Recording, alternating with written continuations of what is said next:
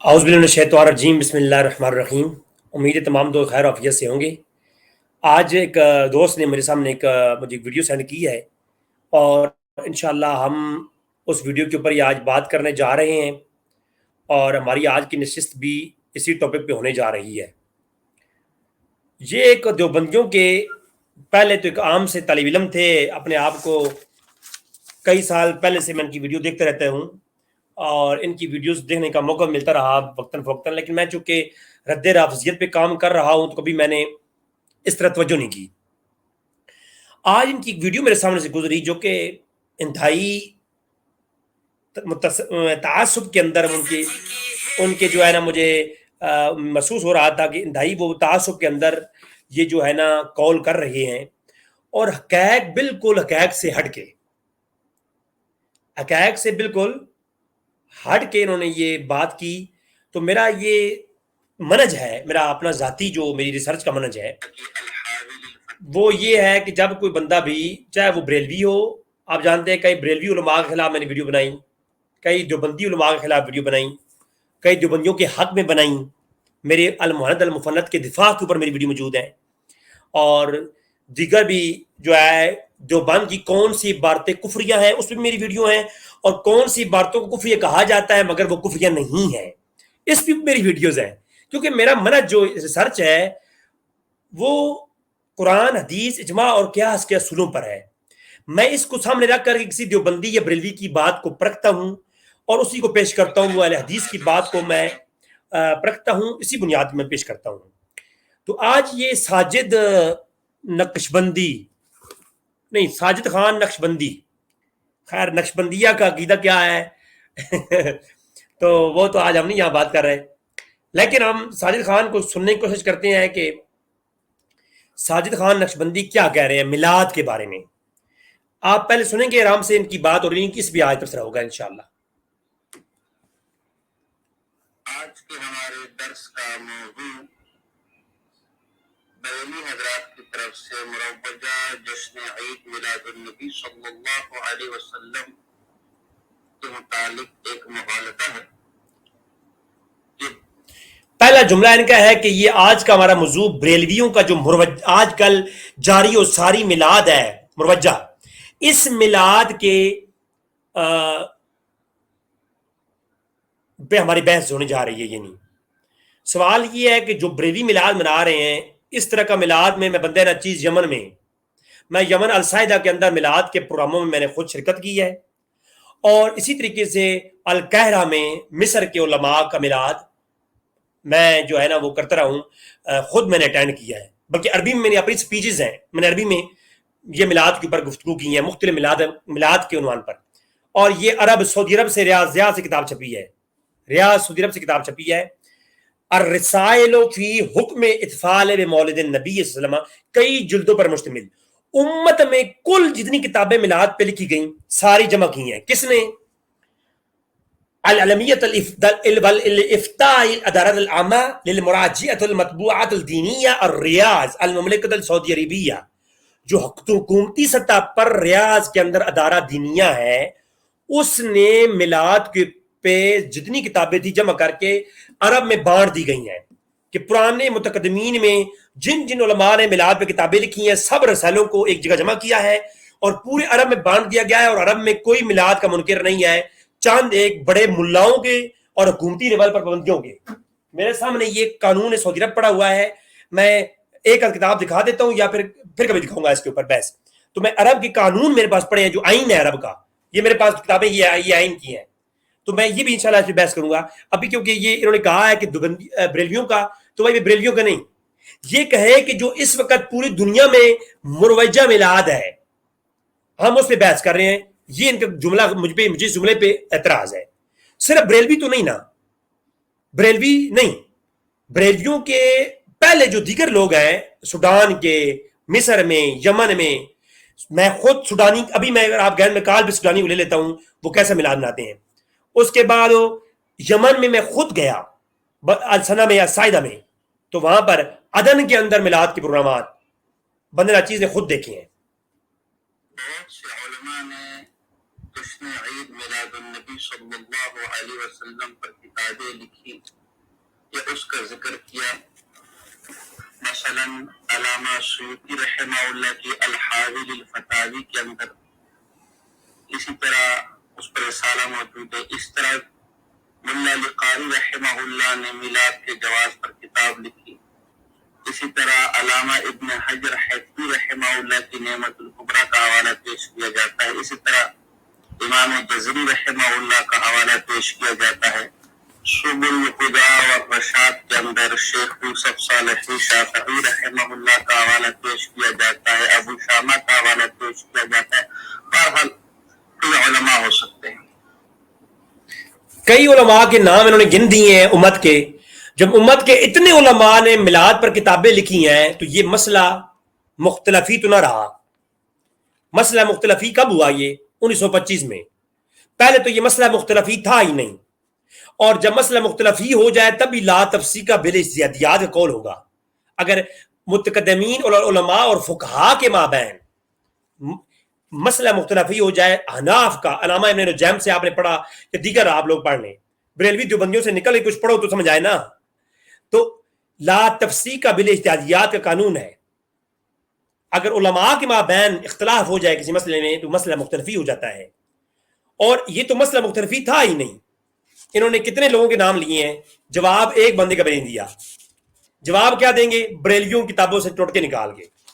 اچھا، کچھ کتابوں کے آپ نے نام لیے ہیں، تھوڑے میں بھی لے دیتا ہوں تاکہ آپ کی مزید ہو جائے. علامہ جلال الدین سیوطی رحمۃ اللہ علیہ، علامہ ملا علی قاری کا حوالہ سے میں نے دیا، ہم بحث کریں گے. عبد الرحمن ابن جوزی نے 2 میلاد پر کتابیں لکھی 1000 سال پہلے. اور ابن جوزی کی کتاب کے حوالے بھی آگے ہم بحث کریں گے ابن جوزی کے متعلق بھی. علامہ شمس الدین الجزری فن قرات کا امام، عرف التعریف فی مولد شریف پوری کتاب لکھی. علامہ صدر الدین محبوب بن عمر الجزری انہوں نے کتاب لکھی. علامہ نبی کے یہ شیخ اس میں علامہ نبی نے اس کا ذکر کیا اپنے شیخ امام شامہ کا، اپنی کتاب امام نبی کی کتاب ہے یہ. تو امام ابن شامہ ابو شامہ نے بھی میلاد کے جواز کے اوپر، علامہ ادفی، اور اس کے علاوہ علامہ زیبی، اور علامہ زیبی نے صلاح الدین ایوبی کے بہنوئی مظفر الدین کا ذکر کیا میلاد کے متعلق اپنی تاریخ اسلام کے اندر، وہ بھی ہم. اس کے بعد ابن کثیر نے اپنی کتاب البدایہ والنہایہ کے اندر صلاح الدین کے بہنوئی مظفر الدین کو قبری کے بارے میں کہا کہ عالمن عادلن عاقلن رحم اللہ عمران. تو انہوں نے میلاد پہ کتاب لکھی. ابن کثیر نے ان کے متعلق کہا کہ وہ اتنا عظیم شخص تھا، عالم تھا عاقل تھا، بالغ تھا، اور بہت اللہ اس پہ رحمت کرے. وہ جو ہے نا بڑے پیمانے پہ میلاد کرواتا تھا تو اللہ نے اس کو یہ اجر دیا کہ اس کی قبر مولا علی کی قبر کے ساتھ بنی. یہ ابن کثیر ہے. بھائی تمہاری کیا حیثیت ہے؟ بریلوی دیوبندیوں کی کیا حیثیت؟ یہ پاکستان سے باہر نکلو، جانتے ہی کوئی نہیں تم لوگوں کو. اچھا، یہ بریلوی دیوبندیوں سے لڑائی سے نکلو تو آپ سمجھائیں باہر کیا ہے. ابو ذرا العراقی نے کتاب لکھی. علامہ شمس الدین السخاوی نے کتاب لکھی. علامہ ابن حجر اسقلانی رحمۃ اللہ علیہ کا ذکر انہوں نے میلاد کو جائز کہا. علامہ شمس الدین ناصر الدین الدمشقی نے میلاد کو جائز کہا. علامہ نصیر الدین ابن طباخ نے اس کو جائز کہا. علامہ قسطلانی کا حوالہ ابن ارشاد ساری شرح بخاری دیوبندی بزرگ مانتے ہیں، میں آگے بھی پیش کروں گا. امام جمال الدین عبد الرحمن القطانی نے میلاد کا جائز کہا. علامہ ظہیر الدین جعفر نے اس کو صحیح جائز کہا. علامہ قطب الدین الحنفی، تم نے کہا حناف، حنفیوں کا میلاد دکھاؤ. جی میں دکھاؤں گا، صبر کرو. الاعلام بیت اللہ الحرام کے اندر علامہ قطب الدین حنفی وہ کہتے ہیں کہ میلاد 600 سال پہلے کی بات کر رہے ہیں کہ حسن البنا اور دیگر یہ مشعل بردار جلوس مکہ اور مدینہ کے اندر نکالا جاتا ہے میلاد کا. نہ ہل نہ ککڑ ہو پشاوری جوتی، بندہ ایسے مولویوں کے دماغ کھڑکا دے خدا قسم. بس ایک دوسرے کی تعصب کے علاوہ نکل کے کچھ کرتے نہیں ہیں. اور امام محمد الکرشی کا اور دیگر امام ابن ظفر کا اور زریق الشامی کا، یوسف الصالی الشامی کا، ابن حجر المکی کا، اور امام زرکانی رحمۃ اللہ علیہ، اور شاہ ولی اللہ محسن دہلوی، اور تمہارے چچا جان اشرف علی تھانوی نے میلاد پہ کتاب لکھی. اور ضعیف نہیں کہا. پتہ نہیں کہاں سے اٹھ کے آ جاتے ہیں. پہلے دیوبندی میلاد مناتے تھے, یہ مروجہ میلاد مناتے. میں دکھاؤں یہ میرے پاس تھانوی کتاب موجود ہے, میں دکھاؤں میں آپ کو. ایسے ظالم لوگ ہیں. تو آگے چلتے ہیں جی, آگے بلنڈر سنیں, بلنڈر آپ. یہ کوئی مولوی شولوی, یہ کوئی عالم شالم نہیں ہے. یہ وہ بھگڑا ڈالنے والے لوگ ہیں جو قرآن اور سنت اور دین کے نام کے اوپر ڈرامے مچائے ہوئے ہیں. اپنے مذہب اور اپنے مسلک کا دفاع قرآن اور حدیث سے نہیں کیا تعلق ہے. ہمارا یہ مروجہ جشن ناجائز اور بدعت ہو رہا ہے. اس میں اصولی گزارشات جوابات کو بہت تفصیلی میری اس مروجہ جشن عید میلاد النبی صلی اللہ علیہ وسلم پر مستقل کتاب انشاءاللہ جب وہ چھپے گی تو اس میں بہت تفصیل کہہ رہے ہیں جی کہ میں اپنی میلاد میں کتاب لکھ رہا ہوں, تفصیلی اس پہ آئے گا. بھائی تفصیلی تم نے یہی بلنڈر مارے ہوں گے. تم سے پہلے تمہارے آبا و اجداد نے بھی کتابیں لکھ کر کے خاموش ہو گئے, کیا کر سکے وہ.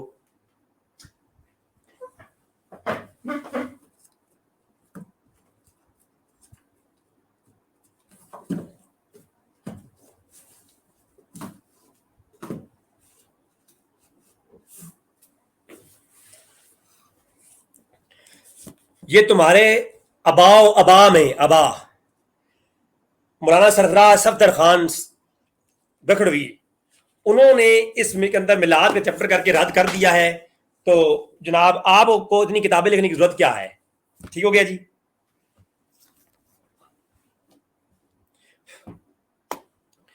تو عرض یہ ہے کہ سب سے پہلے تو میں آپ کو ایک چیز بتاتا ہوں. یہ میرے سامنے کتاب ہے,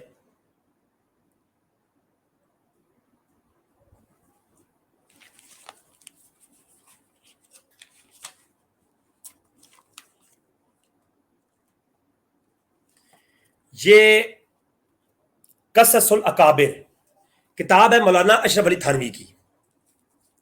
میں دیوبندی بریلویوں کو پڑھتے ہی نہیں ہوں, لیکن مجبوری یہ ہے کہ ان جیسے لوگوں کو جواب دینے کے لیے کرنا پڑتا ہے.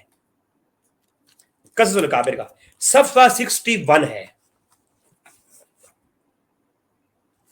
اس میں کہتے ہیں مولانا فضل الرحمان صاحب سے کسی نے دعوت کیا, یہ والا فضل الرحمان نہیں, ان کا ایک بڑا تھا, کہ آپ ذکر میلاد نہیں کرتے.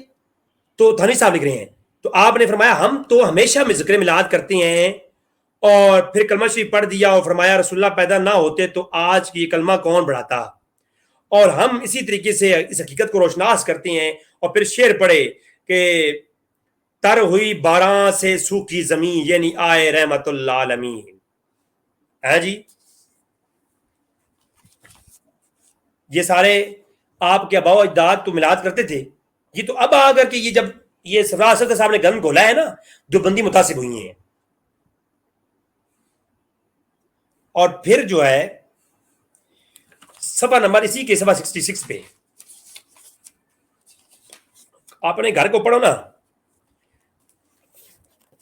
اسی قصص الاکابر کے صفحہ 66 پہ کہتے ہیں حاجی امداد اللہ مہاجر مکی رحمۃ اللہ علیہ فرمایا کہ مکہ معظمہ میں مولانا گنگوئی صاحب سے حاجی امداد صاحب نے فرمایا کہ فلاں جگہ ملول شریف ہے, تم چلتے ہو. تو مکہ شریف کے اندر میلاد ہو رہا تھا, اور انہوں نے میلاد کے اندر جناب شرکت کی. یہ مکہ میں میلاد ہو رہا تھا جناب, اور گنگوئی صاحب موجود تھے وہاں پر, اور تمہارے حاجی امداد اللہ مہاجر مکی صاحب.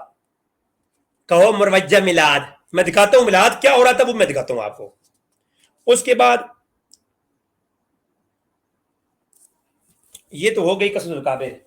وہ دوسرا گان کے در گیا ہے تھانوی کا, یہ ہے, یہ تھانوی صاحب کا ایک اور کتاب ہے. اس کے اندر جناب والا میلاد النبی اور دیوبند کا مجتمع, چلے چھوڑیں اس کو, اس میں فائدہ کوئی نہیں ہے لمبا چوڑے پڑھنے میں. اچھا اب آگے دیکھتے ہیں کیا کہہ رہا ہے. یہ پوری امت ایک مسئلے پر متفق ہے, یہ دیوبندی اس کے ساتھ اختلاف کر رہے ہیں. کے ساتھ میں نے ان باتوں کا جواب دیا. میں یہاں مختصر چند اصولی باتیں آپ کے سامنے رکھنا چاہتا ہوں. پہلی بات تو یہ ہے کہ یہ میرے پاس مولانا اسماعیل رضا خان صاحب ہیں. ان کی بہت سی کتب میں ہمارے لیے اسماعیلی کا لفظ ہے کہ دیوبندی اسماعیلی ہے. پتہ نہیں اسماعیلی کس نسبت سے کہنا چاہتے ہیں. لیکن بہرحال آپ کو تاج الشریعہ کا نام بھی اسماعیلی تھا، لہذا اگر اسماء کی نسبت سے آپ اسماعیلی کہنا چاہ رہے تو خود آپ اسماعیلی فرقے سے تعلق رکھتے ہیں۔ تو نام ان کا اسماعیل رضا خان تھا، لیکن مشہور یہ تاج الشریعہ علامہ محمد اختر رضا ازہری کے نام سے ہیں۔ اس کی فتاوی تاج الشریعہ کی جلد نمبر 5 ہے اور صفحہ نمبر 315 پر بالکل واضح کر کے بالکل واضح لکھتے کہ ہم حنفی ہیں، ہم پر اپنا مذہب بتانا واجب ہے۔ یعنی ہم چونکہ حنفی ہیں لہذا حنفی ہونے کے ناطے ہم حنفی مذہب بتائیں گے۔ تو حنفی مذہب اور حنفی فقہا نے اپنی کتب فقہ کے اندر مصرحہ اور واضح کر کے لکھا ہوا ہے۔ لہذا جو حوالے آپ دے رہے ان میں سے اکثر حنفی ہیں، اکا دکا جو حنفی ہیں انہوں نے بھی جو کتابیں لکھی ان کی کتابیں فقہ حنفی کی کتابیں نہیں، اور نہ وہ ان فقہا میں شمار کیے جاتے کہ جن کا فتویٰ ہمارے لیے حجت ہو۔ لہذا اگر آپ باقی حنفی ہیں تو فقہ حنفی کے اندر اس باب میں جو مذہب بتایا گیا ہے کہ ربیع اول کے اندر 12 تاریخ کو فقہ حنفی کی روشنی میں ہم نے کیا کرنا ہے یا ہمارے فقہا نے کیا کیا، یہ امام ابو حنیفہ، امام یوسف، امام محمد، امام ظفر علاقے میں کیا کیا، اور ان کے مقلدین پر ان مہینوں میں کیا اعمال واجب ہے۔ اگر کسی میں جرأت ہے تو اسے پیش کرے، لیکن غیر سی باتیں قیامت تک نہیں ہو سکتا۔ محض کسی موضوع پر یا کسی عنوان پر کتاب لکھ لینا یہ ہمارے لیے حجت نہیں حنفیوں کے لیے بقول علامہ تاج الشریعہ، بلکہ یہ مولانا احمد رضا خان صاحب بریلی، نواب احمد رضا خان صاحب بریلی جو غلط مفہوم نکالا بریلیوں کے بغض میں نا، یہ بریلوی حضرات ان کے خلاف گالیاں نکالتے ہیں اور یہ ان کو دیتے ہیں۔ اب غلط مفہوم نکالا، یہ جو تاج الشریعہ فتوے کے اندر موجود ہے یہ ان کا منہج نہیں ہے، بیچ میں سے نا ایک ٹکڑا نکال لیا، اور یہ کام جناب نا یہ کام یہ انہوں نے اپنے ابا جان سے لیا ہے۔ یہ جو ابا جان ہے ان کے نا انہوں نے سے لیا ہے۔ کیوں؟ یہ ایسا بندہ ہے یہ والا، یہ ایسا بندہ ہے یہ سفراد ککھڑوی، اپنی کتاب کے اندر میں کوشش کرتا ہوں کہ ابھی دکھا سکوں، ایک عبارت دکھاتا ہے کہ عبارت جو ہے نا یہ ہے، اور ہوتا یہ ہے کہ وہ عبارت جو یہاں پر لکھی ہوئی ہے نا وہ اصل کتاب میں ہے ہی نہیں۔ میری بات سمجھ نہیں آ رہی؟ ایک چیز وہ جو کہہ رہے ہیں کہ جناب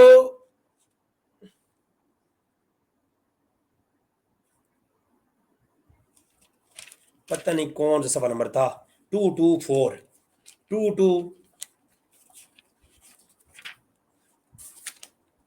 میں آپ کو دکھاتا ہوں جناب، سجاد ساجد نقشبندی صاحب، میں آپ کو دکھاتا ہوں، میں ہوں نا، میں ہوں، یہ دیکھیں،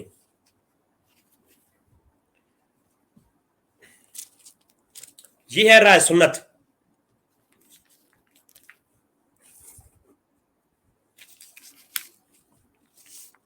رائے سنت میں یہ امام شامی کی ایک عبارت انہوں نے لگائی ہے، امام شامی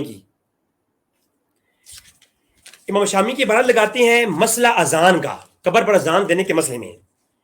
اس کتاب میں نا درجنوں روایتوں میں تعریف، حدیث کے متن میں تعریفیں کی ہیں اس بندے نے۔ اچھا یہاں پر جیسے کہ یہ تاج الشریعہ کا حوالہ پڑھ کے غلط سنا رہا ہے نا، اسی طریقے سے سیاق اور سباق کوئی اور ہے، میں وہ بھی دکھاتا ہوں آپ کو، تاج الشریعہ والا مسئلہ میں دکھاتا ہوں آپ کو، وہ آگے یہ حوالہ دے گا اس کا۔ یہاں پر دیکھیں، یہ کہتے ہیں علامہ ابن عابدین شامی کہتے ہیں، یہ ان کا روحانی بجان کہتے ہیں وفی اقتداء علی ما ذکر فی وارد اشارت الی انه لا يسن الاذان عند الادخال المیت فی القبر كما هو معاد الان فقد صرح ابن حجر فی فتاوی بانه بدعۃ۔ وہ کہتے ہیں ابن حجر نے جو ہے نا یہ اقتضاء کے اشارے سے بیان فرمایا کہ قبر میں میت کو اتارتے ہوئے اذان کہنا ابن حجر کے نزدیک لا یسن، یہ سنت نہیں ہے، بلکہ فتاوی میں کہا ہے بِأَنَّهُ بِدْعَةٌ۔ میرا ایک لیکچر ہے قبر پر اذان کے متعلق، گھنٹے کا لیکچر ہے، اس کے اندر میں نے تفصیل اس کی بیان کی ہے۔ اب یہ تو ہوا یہ بات، اب آپ کو دکھاتے ہیں کہ تو آپ یہ ملاحظہ فرمائیں، یہ رد المختار ہے، وہ عبارت میں نے بڑا سنائی ہے آپ کو اس کی۔ اب یہ رد المختار آپ دیکھیں، فتاوی شامی جس کا حوالہ اس نے دیا ہے، اب وہ دیکھیں جی آپ، یہ ہو گیا جی رد المختار کا سکین لا یسن لغیرہا اس کے اندر ہے. وہ لکھتے ہیں یہاں پر لکھتے ہیں کہ جی جو انہوں نے بات پیش کی ہے کہ قیل وعنده انزال المیت میت القبر قیاسا علی اول خروج للدنیا لکن رده ابن حجر فی شرح الاباب. بس اتنی بات ہے کہ سنت کا انکار کیا ابن حجر نے، لیکن یہ مستحب ہے اذان قبر پر دینا. بس اتنی سی بات. اس کو برائے سنت والے نے کیا بنا دیا، کما گئے. اس سنت کے اوپر عمل کر رہا ہے کون؟ اسی سنت پہ عمل کر رہا ہے جناب یہ قبلہ جو ہمارے یہ صاحب ہیں عبارتیں کاٹ کر کے تاج شریعہ کی عبارتیں. اچھا مزید دیکھتے ہیں. خیر او ہو کہاں چلا گیا یا اللہ جی، پہلے بڑی مشکل سے اس کو ڈھونڈا تھا. اچھا تو یہ تاج شریعہ کے اوپر اعتراض کر رہے ہیں جی. کیا ہو جی؟ حنفی. یہ اس پہ آگے پوری جو بات کرتے ہیں وہ یہ کرتے ہیں کہ جی حناف کے نزدیک تو یہ سب یہ اصول ہی نہیں ہے کہ جو امام ابو حنیفہ سے ثابت نہیں وہ کرتے نہیں ہیں. یہ اس کی جہالت ہے. کیا دیوبندی سارے عمل وہی کرتے ہیں جو ابو حنیفہ سے ثابت ہیں؟ بھئی آپ حنفی ہیں، اس کا مطلب یہ ہے کہ جو اصول تحقیقات فقہ حنفی ہے اس کے اصولوں پر جو فتویٰ ہوگا وہ ہم قبول کرتے ہیں. شافیوں کے اصول کے اوپر ہم فتویٰ نہیں قبول کرتے. اگر آج بھی ہمارا مفتی کوئی فتویٰ دیتا ہے تو وہ فتویٰ ہم قبول کرتے ہیں. ہم یہ نہیں کہتے کہ ابو حنیفہ کا فتویٰ مانیں گے. اب اگر یہی بات ہے جو یہ بتا رہا ہے تو بریلویوں کے فتاوی رضویہ جو لکھا ہوا ہے وہ کیوں لکھا ہے؟ یہ میرے سامنے منیب الرحمان کا فتاوی پڑا ہوا ہے، یہ کس لیے ہے؟ یہ اتنے بڑے فتویٰ اگر بریلوی جو ہے صرف ابو حنیفہ کا ہی فتویٰ مانتے ہیں تو یہ کیوں لکھا ہوا ہے؟ اور بھائی فتاوی تاج الشریعہ پڑھ کے سنا رہا ہے اپنے ہاتھ سے. فتاوی تاج الشریعہ اگر وہ ابو حنیفہ کے فتوے کے علاوہ کسی کے فتوے کو نہیں مانتے تو یہ تاج الشریعہ جو فتویٰ ہے یہ تو کسی اور کا ہے. بات وہ کرو جو لاجیکلی عقل میں آئے. وہ جو بات کر رہے ہیں وہ یہ بات ہے کہ ابو حنیفہ رحمۃ اللہ علیہ جن امور میں تقلید واجب ہے اس امور میں صرف تقلید ابو حنیفہ کی ہوگی. جن مسائل میں ابو حنیفہ کی تقلید یا کسی بھی واقعے کی تقلید واجب نہیں ان میں ابو حنیفہ کی تقلید بھی نہیں ہوگی. یہ آپ نے تقلید کا مسئلہ پڑھا ہوا ہے. آپ نے یہ دیکھیں، یہ آپ نے اپنے ویڈیو میں پیش کی ہے. وہ میں آگے اس کو کوشش کرتا ہوں کہ میں وہ چلا سکوں، انشاءاللہ چلے گی. اس سے پہلے میں اپنی بحث کر لیتا ہوں. یہ جال حق آپ نے پیش کی ہے. جال حق بریلیوں کے ایک مولوی کی کتاب ہے. امام احمد رضا خان فاضل بریلوی رحمۃ اللہ علیہ بہت بڑے محقق تھے. ان کے میرے خیال میں شاگرد ہیں یہ، کیونکہ میں تو احمد رضا خان فاضل بریلوی کے علاوہ کسی کو پڑھتے نہیں ہوں. سیدھی سی بات ہے. اس میں وہ لکھتے ہیں کہ جن تقلید کے معنی اور اس کی اقسام پہ تقلید کون سی کرنی ہوگی ابو حنیفہ کی اور کہاں پہ نہیں کرنی. اچھا آگے لکھتے ہیں، چیپٹر قائم کرتے ہیں. دوسرا باب کن مسائل میں تقلید کی جاتی ہے اور کن میں نہیں. یہ پڑھ کے سناؤ دیوبندیوں کو، ان پہ اللہ کا کرم نازل ہوگا اور رحمت نازل ہو جائے گی. اس میں لکھتے ہیں تقلید شرعی میں کچھ تفصیل اس طرح ہے کہ شرعی مسائل 3 طرح کے ہوتے ہیں: عقائد اور احکام جو صراحتاً قرآن پاک و حدیث ثابت ہوں اور اجتہاد کو ان میں دخل نہ ہو، اور وہ احکام جو قرآن یا حدیث سے استنباط اور اجتہاد کر کے نکالے جائیں. یہ 3 طرح کے مسائل ہوتے ہیں. عقائد میں کسی کی تقلید نہیں ہے. تفسیر روح البیان سورہ ہود کی زیر آیات نصیبہم غیرہ منقوص ہن کے تحت ہے کہ وہ آگے لکھتے ہیں علامہ تفسیر روح البیان والے علامہ اسماعیل حقی ہیں میرے خیال میں، کہ اگر ہم سے کوئی پوچھے کہ توحید اور رسالت وغیرہ تم نے کیسے مانی تو یہ نہ کہا جائے گا کہ ابو حنیفہ رحمۃ اللہ علیہ کے جو ہے فرمانے سے یا فقہ اکبر سے دلیل یا توحید سے مانی ہے، کیونکہ عقائد میں تقلید نہیں ہوتی ہے. یہی شامی میں بھی ہے. آگے وہ دلائل دیتے ہیں. تقلید اجتہادی مسائل میں ہے. یہ آپ کو کسی نے نہیں سمجھایا ہے کہ تقلید کیسے ہوگی. رفع دین کرنا ہے نہیں کرنا یہ اجتہادی مسئلہ ہے. کرنے والا بھی حق بے ہو سکتا ہے، نہ کرنے والا بھی. لا تفسیق کا بالاجتہادیات قانون یہاں لگے گا. میری بات سمجھا رہی ہے نا؟ جبکہ ملاۃ اجتہادی مسئلہ ہے ہی نہیں. یہ عقائد میں سے ہے، اور قرآن و سنت میں اس کی نص موجود ہے، اور امت کی جمہور جیسے تم خود کہہ رہے ہو اس کی قائل بھی ہیں، اس میں کتابیں لکھی ہیں۔ آپ یہ دکھاؤ کس نے میلاد کے انکار پر متقدمین میں کتاب لکھی ہے، ایک دکھا دے، چل جا۔ مڑ جڑ کے خرافات نظر آتے ہیں، جی دیکھو جی فلانا برا کام ہو رہا ہے، تو یہ اسلام آباد کے اندر جو مساجد ہیں جس میں عورتیں اور مرد اکٹھی نمازیں پڑھتے ہیں، ان کو بند کروا دو، ان کو بند کروا دو نا، کیونکہ میں اسلام آباد کرانے والا ہوں، مجھے پتا ہے کہ کتنی لڑکیاں نماز کے لیے نکلتی ہیں تو اپنے بوائے فرینڈ کے ساتھ گھوم رہی ہوتی ہیں۔ جاؤ مکہ کے اندر بھی اخلاق والا اجتماع بند کرواؤ، کیونکہ حج اور عمرہ کے دنوں میں خود مکہ مدینہ میں رہا ہوں، وہاں کے ہوٹل کن کن بدکاریوں کے لیے بھی استعمال ہوتے ہیں۔ تو کسی اچھے کام میں، کسی جائز کام کے ساتھ برا کام ہو رہا ہے تو اس کو روکا جائے گا، جائز کام کو نہیں۔ تم حج رکواؤ گے، عمرہ بند کروا دو گے، تمہارے بس میں ہو تم یہی کرو۔ یہ اہل حدیث کی جو مساجد بنی ہوئی ہیں نا اسلام آباد کے اندر، مرد اور عورتیں نماز پڑھنے کے لیے آتے ہیں، اس کے بعد تتر بتر ہو جاتے ہیں۔ مسجد تراویح کے دنوں میں جا کے چیک کر لیا کرو، اور کیس درج ہوئی ہیں باقاعدہ۔ تو خدا کا خوف کرو، کسی غلط کام کے کہیں بھی آرمی کے محکمے میں کرپشن ہوتی ہے تو آرمی کا محکمہ ختم کر دیں، ہے جی۔ یہ دیوبندیوں کے مدارس میں زنا پکڑے جاتے ہیں تو مدارس بند کر دیں ہم لوگ؟ نہیں۔ ناک پر مکھی بیٹھے نا، مکھی کدھر گئی ہے؟ مکھی یہاں مکھی بیٹھی ہوئی تھی ابھی، تو ناک پر مکھی بیٹھے تو مکھی کو اڑائیں، ناک مت کاٹیں۔ ساجد نقشبندی صاحب، آپ تو ناک کاٹنے کو تیار ہیں۔ سب سے پہلے آپ اپنے مدارس کی خیال کریں۔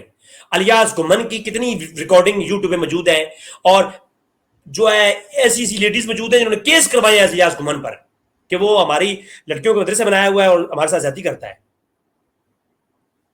تو یہ الیاس گمن کو لگام ڈالیں۔ پھر خرافات حلال کام کے منافی دلیل نہیں ہوا کرتے۔ علامہ صاحب، علامہ کدھر بنایا؟ کہاں سے بنے آپ؟ وہ ایک حرام کا شراب پینا حرام ہے، یہ دلیل دے کر کے آپ پیپسی کو حرام نہیں کہہ سکتے۔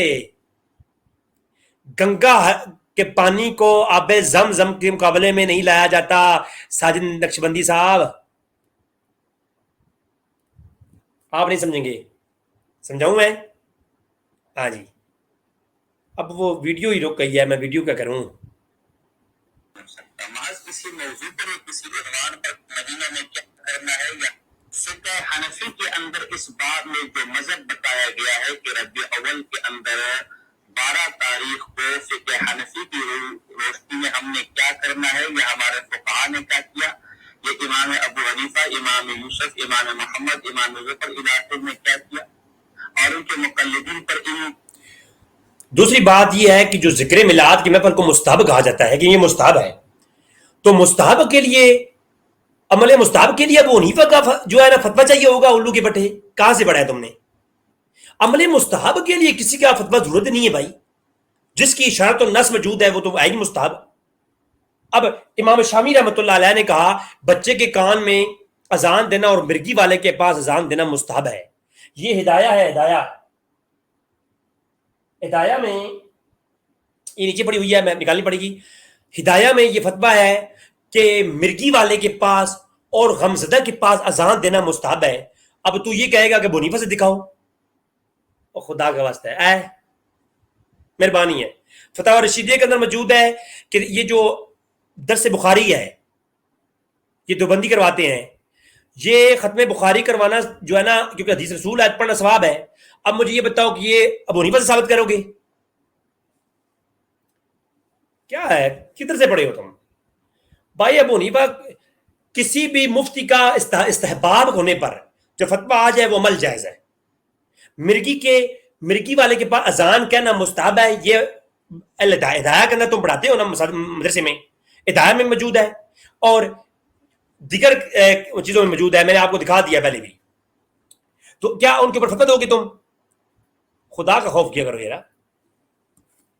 تو ابو حنیفہ سے کسی مستحب کے اوپر نہیں، ابو حنیفہ سے کسی اجتہادی مسئلے میں ابو حنیفہ کی تقلید ہوگی وہ بھی وہ اجتہادی مسئلہ جو مجتہدین کے مابین مسئلہ ہوگا. ہم امام شافعی کی بات کو نہیں لیں گے کیونکہ ہم حنفی ہیں, تو ہم ابو حنیفہ کی بات کو لیں گے.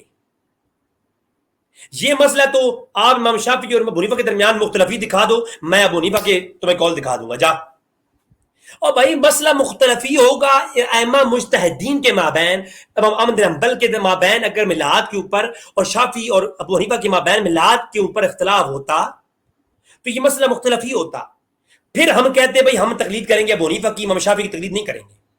وَامْسَحُوا رُؤُوسَكُمْ, بلکہ نہیں, قرآن میں ہے فَتَمَسَّ النِّسَاءُ فَتَیَمَّمُوا کہ تم عورت کو مس کرو, مس سورۃ النساء میں ہے, عورت کو ٹچ کرو پھر جا کے نہاؤ, پاکیزگی اختیار کرو, تیمم کرو, کیونکہ عورت کو ٹچ کرنے سے تم پر غسل واجب ہو گیا, قرآن میں ہے. اب امام شافعی کے اور ابو حنیفہ کے درمیان اختلاف ہو گیا اس میں. امام شافعی کہتے ہیں اس کا مطلب یہ ہے کہ عورت کو جو ہی ٹچ کیا تو اب عورت کا جسم ناپاک ہے, اب تمہیں تو پھر غسل واجب ہے. ابو حنیفہ نے کہا نہیں, مس کا مطلب ٹچ کرنا نہیں ہے, اس کا مطلب جماع ہے. جب تم نے عورت سے جماع کیا تو اس کے بعد انزال ہو گیا تب جا کے غسل کرو. اب ہم اس مسئلے میں کیونکہ یہ ائمہ مجتہدین کے مابین مسئلہ مختلفی ہے, ہم پھر مفتی کا اعتقاد دیکھیں گے, اپنا اعتقاد نہیں دیکھیں گے. الو کے پٹے کہاں سے بڑھ گئے تم نے, یہ مفتی یہ تمہیں داڑھی رکھ کر کے کہاں سے یہ ٹرینڈ بنا لی ہے, مجھے یہ بتاؤ کسی کہاں سے پڑھایا, پہلے یہ بتاؤ. کتابیں تم چھپوا رہے ہو کہاں سے پڑھ کے آئے ہو تم؟ تمہیں جس بندے نے پڑھایا مجھے اس کا نمبر دو, میں خود آؤں گا تمہارے پاس. مجھے لڑائی جھگڑے والی بات تو نہیں ہے, میں آؤں گا تمہارے پاس. تو یہ ابو حنیفہ کے درمیان مسئلہ مختلفی تھا ہی نہیں. یہ مسئلہ مختلفی کب ہوا ہے؟ یہ 1925 سے یعنی آج سے 300 سال 200 سال قبل یہ مسئلہ مختلفی ہوا. اب 200 سال کے بعد ہم اس پہ بحث دیکھیں گے. پہلے یہ مسئلہ اتفاقی تھا, مختلفی تھا کہاں پہ؟ یہ حضور کے پیدا ہونے کی خوشی کرنا. مدینہ میں کیا اعمال واجب ہے؟ اگر کسی میں جرأت ہے تو اسے پیش کرے, لیکن غیر سی باتیں قیامت تک نہیں ہو سکتا. بعض کسی موضوع پر یا کسی عنوان پر کتاب لکھ لینا یہ ہمارے لیے حجت نہیں ہے. اچھا بقول علامہ تاج الشریعہ. اچھا جی, یہ مولانا احمد رضا خان صاحب بریلی, نواب احمد رضا خان صاحب بریلی جو کہ اس جماعت کے بانی ہیں, جنہوں نے اس جماعت بریلی کو قائم کیا, ان کے یہ ملفوظات ہیں جو ان کے بیٹے نے جمع کیا. میرے پاس فرید بک سٹال والے ہیں, اس کا حصہ 2 میں. وہ تو یہاں تک کہتے کہ ہم حنفی ہیں نہ کہ یوسفی و شیبانی, مثل اول. تو اب حنفی تو ہے نا, اس میں تو اختلاف ہی نہیں ہے. حنفی ہیں. امام ابو حنیفہ نے جو مسئلہ بیان کیا ہوگا ہم پر وہ واجب ہوگا, عمل واجب ہوگا. اس کے علاوہ کسی کا فتویٰ عمل ہوگا. مسئلہ مختلف ہی میں امام ابو حنیفہ رحمہ اللہ نے اس مروجہ میلاد کے بارے میں کچھ لکھا ہو, بڑی نوازش. اچھا وہ آپ پیش کریں. اس طرح تم یہ لکھ دو کہ ابو حنیفہ رحمۃ اللہ علیہ ہی کا فتویٰ تم مانو گے بس, اس کے علاوہ دین میں اور کچھ بھی اجت نہیں ہے. لکھ دو کہاں پہ ہے یہ. بریلوی حضرات کا تو یہ مطلب ہی نہیں ہے. وہ تو کہتے ہیں, خود کہہ رہے ہیں, یہ احمد یار خان نعیمی کی کتاب تو نے پوری پڑھ کے سناؤ نظر. تاج الشریعہ کا فتویٰ یہ جو ہے نا مفتی منیر الرحمان کا آگے ذکر آئے گا. خدا خوف کرو کوئی یار. بھائی ابو حنیفہ کی تقلید ہے لیکن مختلفی مسئلوں میں اور اجتہادی مسئلوں میں جو ائمہ کے مجتہدین کے مابین ہیں. امت میں جو دیگر جدید مسائل ہیں, ان جدید مسائل میں کس کی تقلید ہوگی؟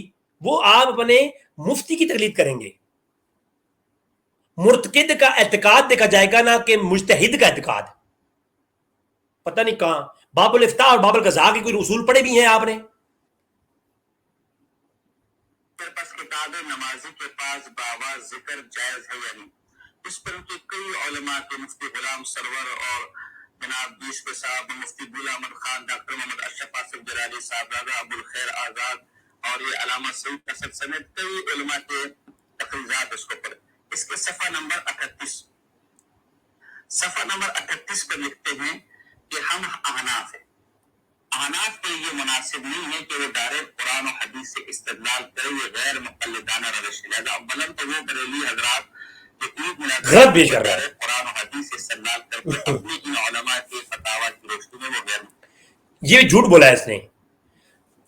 یہ احمد یار خان نعیمی کا میں نے آپ کو دکھا دیا اور دیگر کتب میں موجود ہے کہ یہ جو مسائل اخذ کی گئے ہیں اس میں علماء کی موجود بریلیوں کا جتنے بھی علماء اس پہ متفق ہیں کہ جن مسائل مختلفی میں امام حنیفہ کا فتویٰ موجود ہے اس میں کسی اور کی تقلید نہیں ہوگی, وہ حنیفہ کی تقلید ہوگی.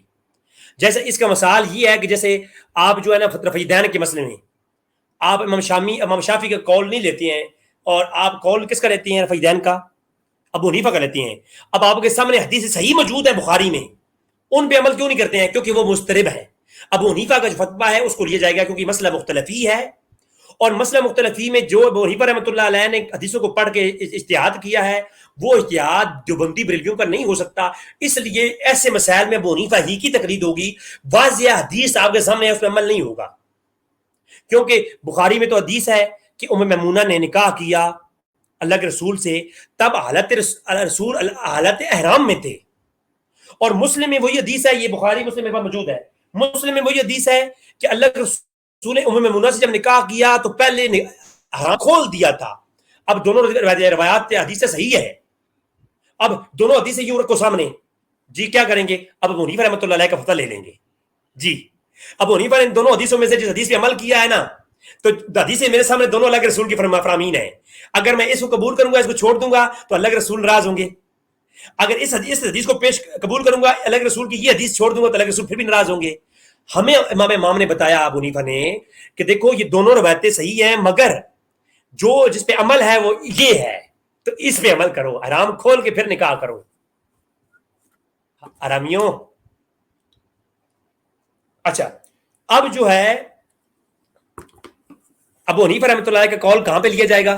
سمجھ آ گئی ہے نا؟ یہ بھی ڈنڈی مار رہے ہیں، اصل موضوع پہ کوئی جواب نہیں، بس یہ بلکہ آگے کیا لکھتے ہیں کہ ہمارا یہ منصب ہے نہ ہم اس کے اہل فقہ کی کتابوں کو چھوڑ کر براہ راست قرآن اور حدیث سے استدلال غیر مقلدانہ روش ہے، کیونکہ فقہائے کرام کی مخالفت غیر مقلد کرتے ہیں، یعنی فقہ کی کتابوں کو نہیں چھوڑیں گے، فقہ کی کتابوں کو چھوڑنا یہ غیر مقلدانہ روش ہے۔ تو اگر میلاد واقعی کوئی مستحب عمل ہے یا سنت ہے یا واجب یا فرض ہے، تو ہم احناف ہیں، ہماری فقہ کی کتابوں کی لکھی ہوئی فقہ کی کتابیں ہمارے سامنے پیش کریں، یہ جو آپ پیش کر رہے ہیں یہ فقہ کی۔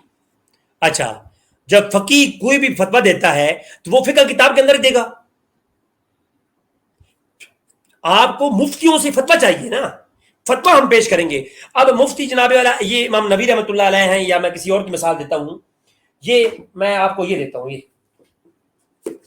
یہ کتاب فقہ کی ہے، رائے سنت ہے، اس میں اگر کوئی فتویٰ آ گیا تو آپ لیں گے نا، اب ان کے اپنا فتویٰ بھی ہوگا۔ اب جو کتاب فتاویٰ کی نہ بھی ہو، مفتی فتویٰ لکھتے ہوئے اپنی الگ کتاب اس پہ لکھ دے تو وہ فقہ کتاب ہی ہوگی نا، فتوی کتاب ہوگی۔ مسئلہ یہ ہے کہ کس بندے نے اس کو جائز قرار دیا ہے۔ یہ کوئی اصول نہیں ہے، دیوبندیوں کے یہاں بھی اصول نہیں ہے کہ جو مسئلہ فقہ کتاب میں آئے گا تو وہ لیا جائے گا، جو دوسری کتاب میں آئے گا وہ نہیں لیا جائے گا۔ یہ کہاں قانون ہے بھائی؟ اچھا میلاد فقہ کتاب میں لکھا ہوگا، جی میں دکھاتا ہوں فتاویٰ حویل فتاویٰ میں دکھاتا ہوں، مانے گا؟ امام سودی کا حویل فتاویٰ میں دکھاتا ہوں، صبر کر۔ اگر میلاد حویل فتاویٰ میں لکھا ہوگا تب فقہ کی فتوے کی کتاب میں ہوگا تو مانوں گا، الگ کتاب ہوگی تو نہیں مانوں گا۔ بھائی اس پہ تو دلیل لانا مولوی جی، دلیل لانا اس پہ۔ ان کتابوں کو ماننا حجت ہے۔ بلکہ آپ ایک ایسی غریب بات بتاؤ، جو میرے پاس مولانا منظور اور جہانی صاحب، جن کو یہ اپنے حکیم علمت مفتی احمد یار نعیمی کہتے ہیں گجرات میں، ان کی مشہور زمانہ کتاب ہے جا الحق ضیاء القرآن پبلیکیشن ہے میرے پاس، اور اس کا صفحہ نمبر 484 ہے۔ صفحہ نمبر 484 پہ لکھتے ہیں کہ حدیث کا ضعیف ہو جانا غیر مقلدوں کے لیے قیامت کو ہے، کیونکہ ان کے مذہب کا دار و مدار ان روایتوں پر ہی ہے۔ ہم حنفیوں کے لیے کچھ مضر نہیں، کیونکہ حنفیوں کے دلائل یہ روایتیں نہیں ہے، ان کی دلیل صرف قول امام۔ ہم چونکہ حنفی ہیں، حنفیوں کی دلیل نہ قرآن ہے نہ حدیث معاذ اللہ، بلکہ حنفیوں کی دلیل صرف قول امام ہے، یعنی امام ابو حنیفہ رحمہ اللہ۔ تو ملا القاری رحمہ اللہ یا علامہ سیوطی نے دیکھو، اب اس پوری کتاب سے جہاں غیر مقلدین کو بات کی جا رہی ہے کاٹ کے درمیان سے دکھا دیا، حالانکہ اسی کتاب میں انہوں نے بتایا کہ اہل سنت کی جو تقلید ہے اور اس میں جو یعنی دلائل ہیں ہمارے، وہ ادلہ اربع ہیں، 4 ہیں، قرآن، حدیث، اجماع اور قیاس۔ اسی جناب علیہ جال حق کے اندر موجود ہے، اسی جال حق کے اندر دلیلیں موجود ہیں۔ ادلہ اربع کیا ہیں؟ ادلہ اربع 4 ہیں، 4۔ تو جناب یہ ادلہ اربع کو چھوڑ کے جناب یہ میں آپ کو، بلکہ بات لمبی ہو جائے گی، تو ہمارے ہاں ادلہ اربع ہیں، قرآن، حدیث، اجماع اور قیاس، اور اجماع اور قیاس میں ابو حنیفہ کا قول حجت ہوگا نا؟ جی جی، تو وہ کہہ رہے ہیں، کیونکہ میں نے مثال دے دی ہے بھائی، صحیح حدیث جو ہے اس کے اب کھڑے ہو کے پیشاب کرنے کی حدیث ہے بخاری میں، ابو حنیفہ کا فتویٰ بیٹھ کرو، کیونکہ بیٹھ کرنے والی روایات بھی صحیح ہے اور کھڑے ہو کے پیشاب کرنے والی روایت بھی صحیح ہے، مگر عمل معمول کس پہ ہے؟ بیٹھ کرنے والی پہ.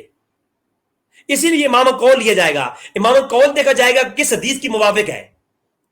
تو بیٹھ کے پیشاب کرنے والی کے متعلق امام قول ہے تو ہم وہ بیٹھ کے والا کریں گے، نہ کہ یہ جو امام کے قول پہ عمل ہے حقیقت کی حدیث پر ہی عمل ہے، لیکن دو مختلفی حدیثوں میں کس پہ عمل ہوگا یہ امام قول ڈیسائیڈ کرے گا. ادھوری باتیں پیش نہ کریں مولوی.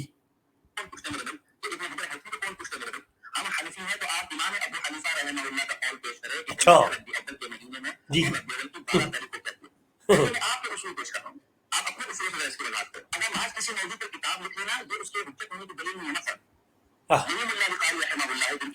یہ اتنی بڑی کتاب ہے کہ یہ حجت نہیں ہے. اچھا یہ علوم حدیث کی کتابیں یہ ساری حجت مانتے ہیں ہم لوگ. یہ کتابیں آ گئی محض، یہ کتابیں حجت نہیں ہے. تمہارے مت مارے گی، تمہاری مت مارے گی. یہ کتابیں بھائی حجت ہوتی ہیں. کتاب جس مسئلے پہ ہے وہ کسی بزرگ نے لکھی ہے، اس کو دیکھا جائے گا. تو اس کے جناب اعتراض ہر جواب دیں انشاءاللہ.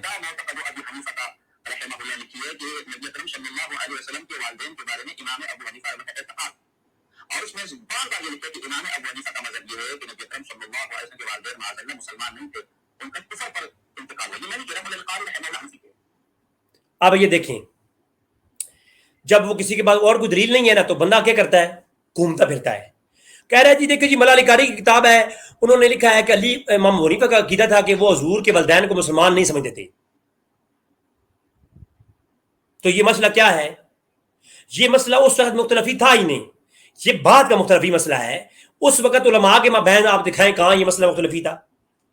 تو یہ صرف امام قول ہے، اور امام قول جب قرآن اور حدیث کی واضح احکام میں خلاف ہوگا تو کوئی سے اختلاف کر سکتا ہے.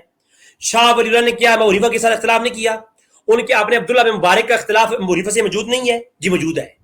اور یہ محبوس رندی مجدد الافسانی جو بندی مانتے ہیں وہ تشہد میں انگلی کھڑی کرنے کے مسئلے میں ابو حنیفہ سے اختلاف کرتے ہیں. تو امام حنیفہ رحمۃ اللہ علیہ سے کسی ایک مسئلے میں کسی دوسرے مجتہد کا اختلاف ہو جانا، کسی مقلد مجتہد کا بھی اختلاف ہو جانا، علامہ عبد الغنی نابلسی رحمۃ اللہ علیہ نے اس پہ کلام کیا ہے اپنی کتابوں میں کہ کسی مقلد کا اپنے ہی کسی مسئلے میں ایک بس یہ مسئلے میں امام کے سے اختلاف ہو جانا اور کسی دوسری حدیث پہ عمل کرنا، اس سے وہ حنفیت سے یا شافعیت سے خارج نہیں ہوگا. یہ ایک الگ موضوع ہے. کبھی لائیو بیٹھ جو میرے ساتھ گفتگو کر لو. ٹھیک ہے جناب، میرے ساتھ لائیو بیٹھ کے گفتگو کر لو اس مسئلے میں. تو یہ تو مسئلہ یہ ہے ہی نہیں. ہم تو کہتے ہیں ملا علی قاری نے جو حضور کے والدین کے متعلق کہا ہے امام حنیفہ کا یہ شاذ ہے، اس کے اوپر کوئی دلیل نہیں ہے دیگر علماء سے. اور دوسرا مسئلہ یہ ہے کہ یہ مسئلہ مختلفی ہے امت میں. بعض یہ قول ہے اور بعض جو ہے حضور کے والدین کی قائل ہیں. امام سیوطی نے 11 رسالے لکھے ہیں اسی مسئلے پر. تو ہم کہتے ہیں کہ امام سیوطی اور ملا علی قاری کے مابین یہ مسئلہ مختلفی ہے، تو دونوں مجتہد ہیں وہ حق پہ ہو سکتے ہیں. میری بات آپ سمجھ رہے ہیں؟ یہ مجتہد مطلق نہیں ہے وہ والے. یہ مجتہد ہیں کہ جس طرح کہ آپ کا مفتی سے آپ پوچھتے ہیں کہ طلاق واقعہ ہوئی ہے یا نہیں ہوئی، تو وہ حنفی ہے تو حناف کے اصولوں پر وہ طلاق ہونے یا نہ ہونے پہ فتویٰ دے گا، جیسا کہ آپ کے اپنے آج کے مولوی فتویٰ دیتے ہیں اسی اصول کے مطابق. یہ بھی جو ہے ملا علی قاری کا فتویٰ جو ہے یہ غلط ہے، اور کیونکہ ملا علی قاری کا جمہور کے خلاف ہے. آپ ملا علی قاری کے وہ مسئلے کے اوپر بحث بازی کر لیں. اور جو میلاد کا مسئلہ ہے یہ ملا علی قاری کی وجہ سے ہم نہیں مان رہے میلاد کو، ہم صرف اس کی کتاب دلیل پیش کرتے ہیں کہ انہوں نے کتاب جواز بھی لکھی ہے. ہم یہ کہتے ہیں مفتی الحناف مفتی مکہ ہیں وہ، انہوں نے کتاب لکھی اور ان سے لے کر کے متقدمین امام ابن جوزی تک کتابیں لکھی گئیں. یہ عرب نے 2021 میں چھاپ بھی دی ہیں ساری. تو یہ جناب والا ان تمام کتب لکھنے والے علماء یہ امت کا اجماع ہے ملا علی قاری تک. یہ ملا علی قاری نے متقدمین سے روایت کیا ہے. ہم تسلسل پیش کر رہے ہیں. آپ ملا علی قاری کی اس کتاب کے اندر جو عقیدہ ہے اس کو تسلسل پیش کر دیں، ہم اس کے ساتھ ہیں، ہمارا اختلاف ہی نہیں ہے. اور بعض امت کے اندر خضر علیہ السلام کو نبی کہتے ہیں اور بعض اہل سنت خضر علیہ السلام کو ولی مانتے ہیں. اب ولی کو نبی کہنے والا کافر اور نبی کو ولی کہنے والا کافر، جو خضر علیہ السلام کو ولی کہتے ہیں ان کے نظریے کے مطابق جو نبی مانتے ہیں ولی کو وہ کافر مانتے ہیں، وہ کافر ہو گئے. تو کیا یہ دونوں بڑے بڑے علماء آپس میں کافر ہو جائیں گے، ایک دوسرے کے کافر کہیں گے؟ نہیں، کیونکہ لا تفسیق بالاجتہادیات، یہ دو بزرگوں کے مابین، دو ائمہ کے مابین، جماعتوں کے مابین اختلاف ہے، لہٰذا ہم خضر علیہ السلام کو ولی ماننے والوں کو یا نبی ماننے دونوں کو بھی ہم کافر ہو، ہم کہیں گے نہیں یہ مسئلہ مختلف ہی ہو گیا، اور اصول میں بھی جب مسئلہ مختلف ہی ہو جائے تو لا تفسیق بالاجتہادیات۔ سمجھ آ رہی ہے؟ آ رہی ہے؟ جی شکر ہے، آ جائے تو، نہیں تو میرے پاس آ جاؤ، میں پڑھاؤں گا اصول تمہیں۔ ہم مانتے ہیں، ہم آگ نہیں لگاتے۔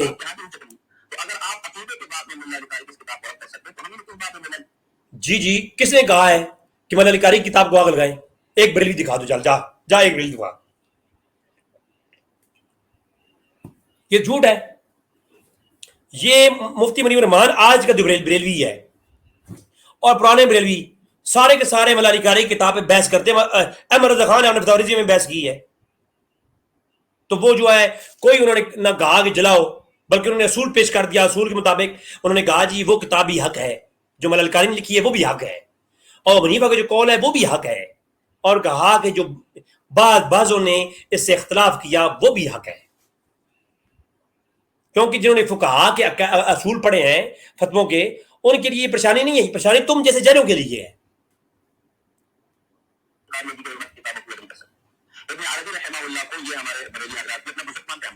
ہاں مانتے ہیں۔